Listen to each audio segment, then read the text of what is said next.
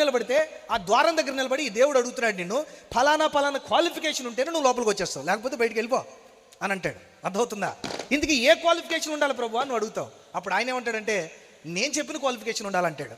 But నువ్వేమంటావంటే మా ఇంటి దగ్గర చాలామంది చెప్పిన క్వాలిఫికేషన్తో నేను వచ్చానయ్యా, మా వాళ్ళందరూ పాటించే క్వాలిఫికేషన్స్తో నేను వచ్చానయ్యా, మా చర్చిలో కానీ లేదా మా దేశంలో కానీ మా ప్రపంచంలో అందరి క్రైస్తవులు ఏదైతే చేస్తారో తూచా తప్పకుండా చేసుకుంటూ వచ్చానయ్యా, ఎందుకంటే ఇంకేం కావాలి, కాబట్టి నన్ను లోపలికి ఇన్వైట్ చేసే అంటాడు.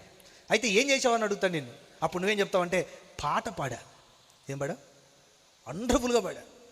ఆర్కెస్ట్రా పెడితే ఆర్కెస్ట్రా వాళ్ళు కూడా ఆశ్చర్యపోయేవాళ్ళు, అంత గమకాలతో కూడిన పాట అదిరిపోయేది, స్టేజ్ దండలాడిపోయేది, అద్భుతంగా పాడేశా, ఇంకంతకంటే ఏం కావాలి, ఆరాధన చేశాను అంటాడు. ఆహా ఓకే, తర్వాత ఏం చేశావు? వాక్యం చెప్పా, మా పాస్టర్ గారి కంటే నేనే బాగా వాక్యం చెప్పా. ఒక్కొక్కసారి మా సంఘంలో అంటారు, అరే నువ్వు నీకంటే పాస్టర్ గారు చెప్పలేడురా, పాస్టర్ గారు వేస్ట్ రా అంటాడు.